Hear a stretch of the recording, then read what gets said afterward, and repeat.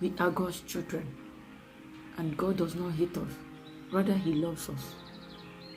He loves us so much that we cannot comprehend His love and kindness.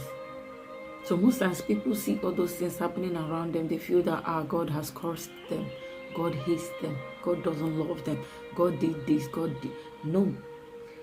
God, in as much as those things happen to you, note that God loves you. God's love for you cannot be comprehended. It cannot be checked. It cannot be sized with anything. God still loves you and cherishes you.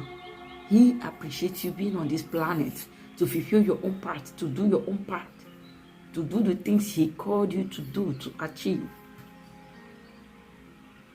Sometimes when those things happen to us, it's just for God to bring us closer to Him.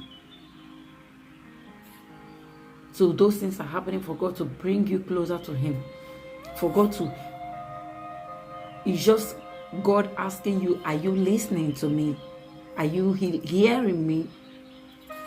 That is just God asking you. Do you still remember me? And those things happen for God to realign you. For God to reconstruct your life. God does not take permission when He wants to do things in our life. He does not take permission. That's why when God came to Saul, in those days in the Bible, God came to Saul. God arrested Saul. He blinded him with His spirit.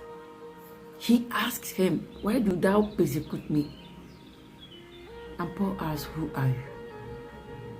In the end, what happened?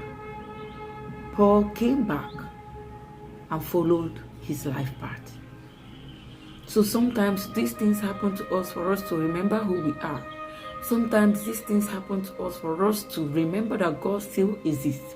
Sometimes these things happen to us for us to remember that God is still the superior. Against all odds, that God is the owner of this planet Earth. Against all odds, that God is the owner of us. All of us.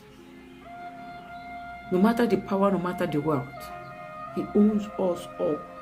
And He has the power to reconstruct our life. He has the power to change our life.